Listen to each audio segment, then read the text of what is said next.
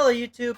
I wanted to start out this video by saying that I think the Google Pixel 10 is truly an upgrade from the Pixel 9.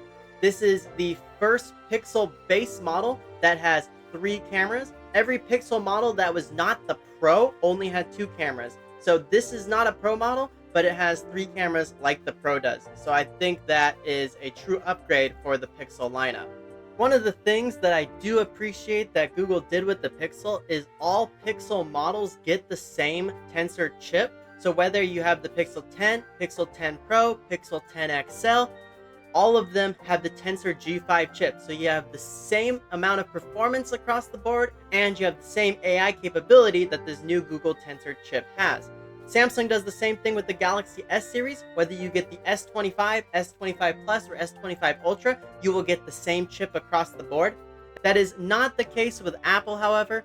If you get the iPhone 16 or the 16e, you get a toned down processor than what you would find in the 16 Pro and the 16 Pro Max. Its cores do not run as fast, and it has one less GPU core.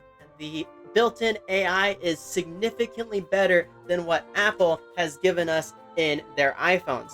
So the magic eraser found in the Google Pixel phones, where you can remove stuff in your photo that you don't want, all of the AI editing tools, the vocal assistant, there's way more stuff in this phone that does work straight out of the box, while we are still waiting for the promised updates on the iPhone.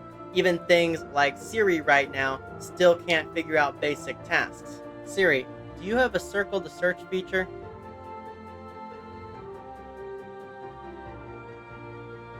Siri, if I have a question about something on my screen, how can I search that?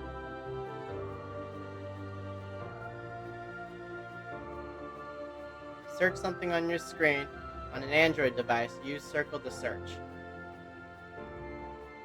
Siri, if I have a question about something on my iPhone screen, how do I search that? Siri, what if I have a question about a picture on my iPhone screen? Question marks in places of photos. Use visual lookup to identify objects on your photos. How to use visual lookup on your iPhone.